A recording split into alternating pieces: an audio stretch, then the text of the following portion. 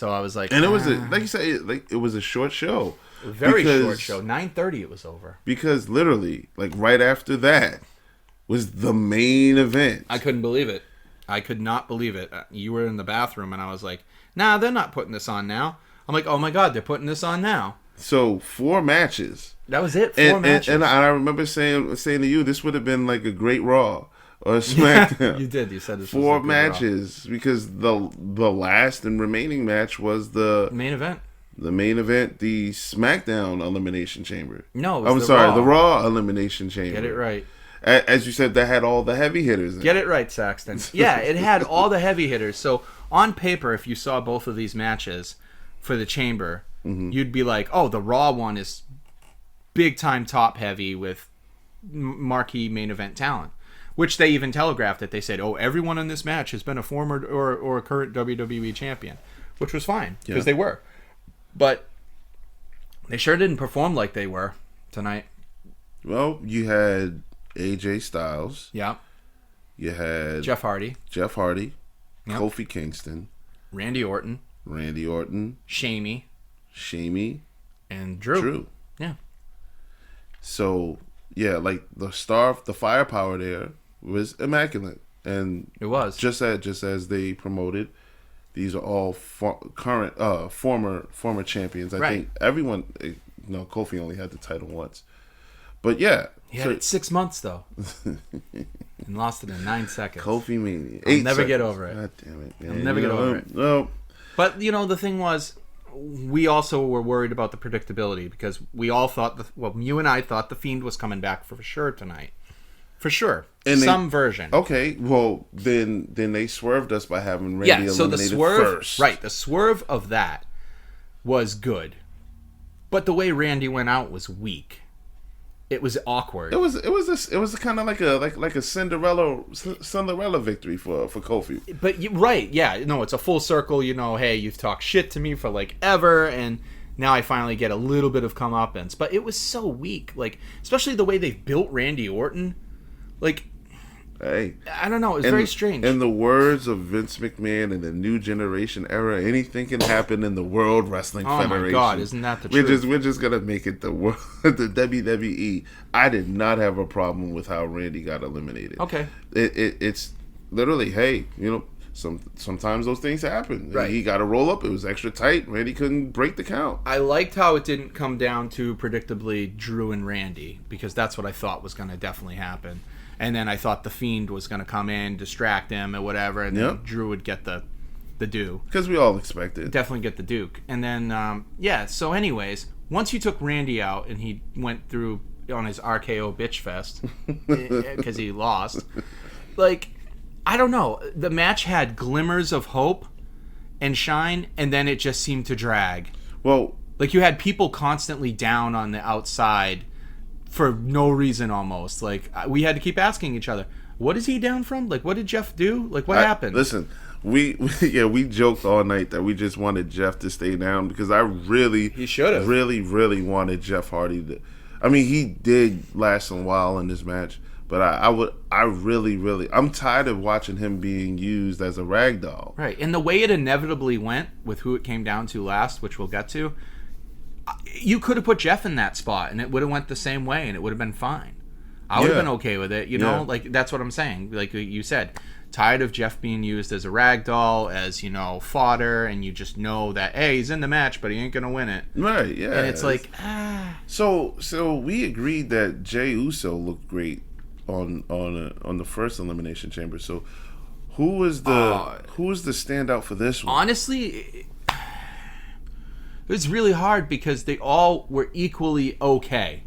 Right. All of them. I didn't see a real breakout performance, We were telegraphing spots. You were telegraphing them. You were like, "Oh, here comes the leaping spot."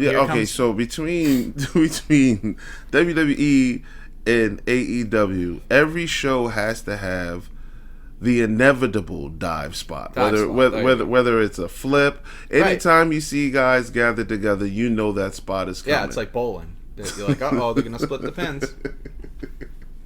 But it wasn't even that. It was just... Oh, man. And it wasn't bad. It wasn't...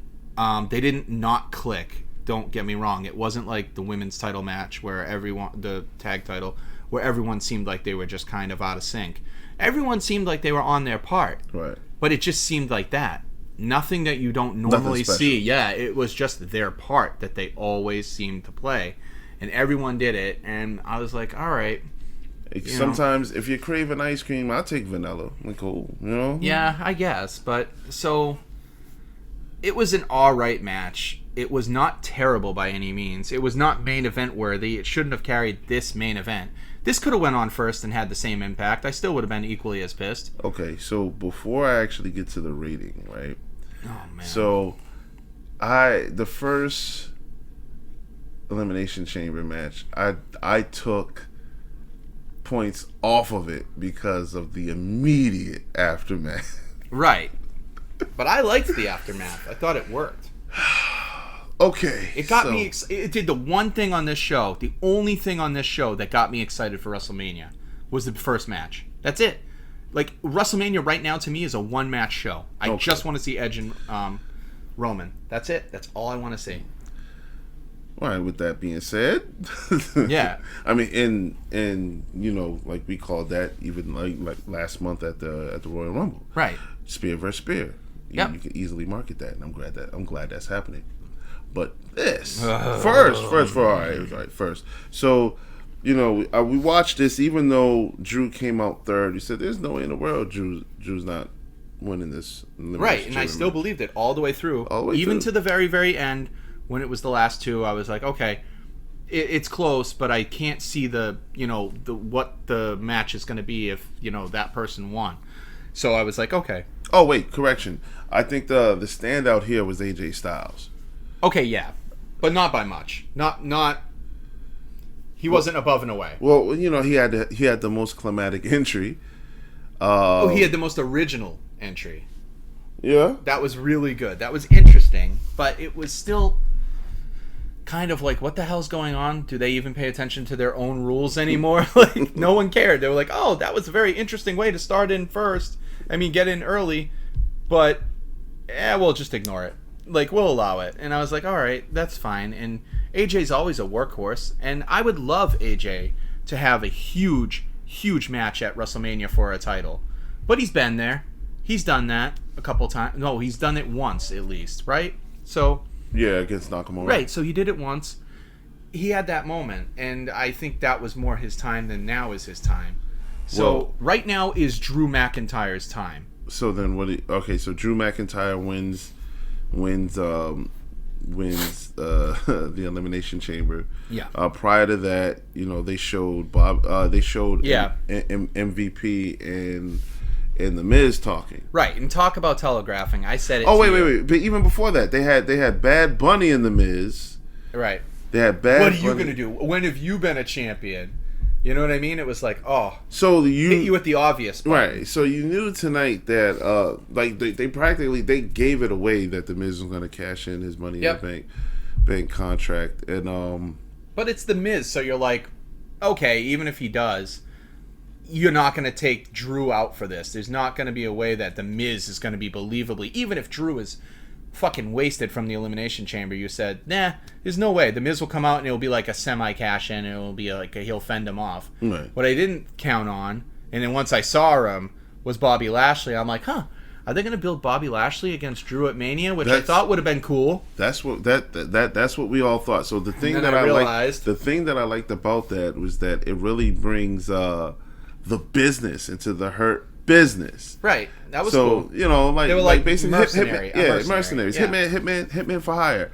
So like I like that. And then, you know, the longer Miz, it went on, you just knew what was happening. You knew it. The Miz Skull Crusher finale. He did something else before that. He did the DDT first. The DDT. Drew kicks out, gets him up. Skull Crushing finale. 1, 2, 3. 1, 2, 3. We have a new champion. Oh my god. So if I took a point, if I lowered my score based on what happened for the first Elimination Chamber, I got to do the same thing. Absolutely. I got to do the same thing here, and mind you, like I didn't think that this Elimination Chamber match was better than the SmackDown match. No, not even close. with that, I gotta only give it a 1. Yeah, I'll go with that. I'll give it a 1. Because normally I like the shocking title change and, you know, but this one was so obvious. Like, I was like, oh, no. And then this one, to me, it makes no sense. It makes no sense. And, okay, this is where I can't wait to rant. So, The Miz is not a terrible wrestler. He is definitely, in my eyes, a top-tier guy. Yeah. However, this is the Miz push that should have happened back when Daniel Bryan came back from his injury. So during his Intercontinental title run. But this should have been the Miz as champion, as WWE champion, because that was one of the most naturally booked storylines and exciting storylines that they failed to cash in on. I agree. That I wanted to see. I wanted to see Daniel Bryan pissed off go at the Miz on a revenge tour, and I would have because back at that time I forget who was champion, that's how I remember it was. Like, what would it have mattered if the Miz was the SmackDown champion? I would have been fine with it, and that would have been great. This is a Miz that's like, hey ho ho, like, what the hell has he done in the past 2 years that warrants this? Like, this is your first WrestleMania in a year after the shit show that was last year, that you're gonna have it in front of a live crowd. What is your game plan? What is your game plan? Who is the Miz going to go against? Is it going to be like a 9-way? Wait, do you honestly think that? Nah. So listen, I'm gonna say it now. If at WrestleMania you get a three-way match between Sheamus, The Miz, and Drew McIntyre. I like that. That just shows how lazy the booking is. Extremely lazy. But also, you know, we have Fastlane that's coming up in about 3 weeks. Right. So there's another pay-per-view before we get into WrestleMania. So I guess I'm assuming that they're going to use that pay-per-view in the subsequent leading up shows to shake things up a little bit more. But you know, like, The Miz is going into WrestleMania as champion. You think so? There's no reason that they did this tonight. Other than to send him in there. Look. Drew deserves a live audience, and he deserves a live audience pop. He deserves a live audience title win. But if that happens at WrestleMania, in 1 year, he's gonna he's gonna have had it 3 times in 1 year.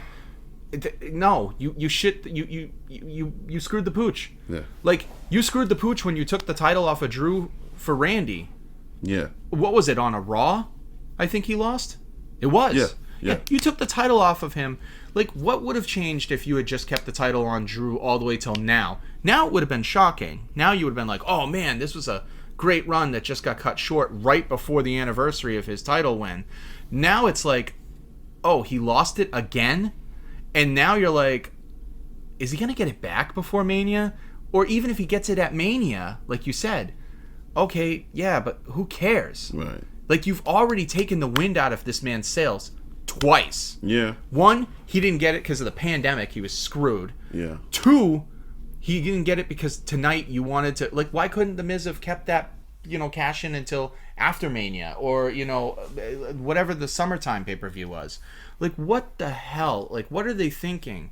And then now you say, okay, we're going to inevitably get Drew versus Sheamus. That has to happen. So is that a Fastlane grudge match? Probably. So then what is the Miz's title match at Mania? Because right now, I'll be honest with you, I can't see Drew McIntyre going into Mania for the title at all. I don't see it. Do you see him going into Mania with the title? No. So you see him out of the title picture completely? Yeah. I see the Miz going into WrestleMania. I don't know why. In favor of who? John Cena? That's what I'm hoping it doesn't happen, because maybe Cena's that petty and he's like, I need that win back. It's the one thing I didn't do, and this is how I'm getting 17. Oh, man. Like, do you know how shitty that would be if that's how it goes? Like, they already had that feud. That was a brilliant feud. It was great, and it was fine, and you had The Rock interjected, and it was really good TV. But now, it's like, okay, how credible of a threat is The Miz? Like, you're talking about him losing it before WrestleMania. Then why even do it at all? Right. So I don't think so. I think this is they have a plan for him. I don't know what the hell the plan is, but I can't think of anything to me that's blockbuster. Like right now, I can't think of one person on that roster that I want to see go against The Miz that I'm like, I need to see that. Right. I haven't seen it. Like who? Ooh, you know, the dilemma. Who do you think? There.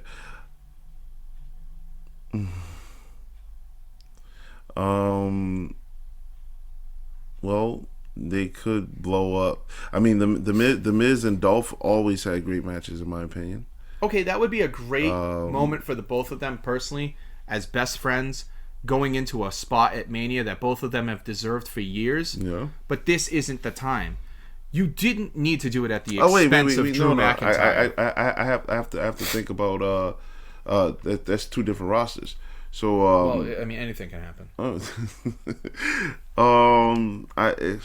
It can only be Drew, or you know they can. Why would you put Drew against him though? Like are you going to take the Miz going into defending against Drew? Like serious? I don't write the show. No, that's all right. I'm just trying to tell you. No, you're right. I mean, look, okay, so fine.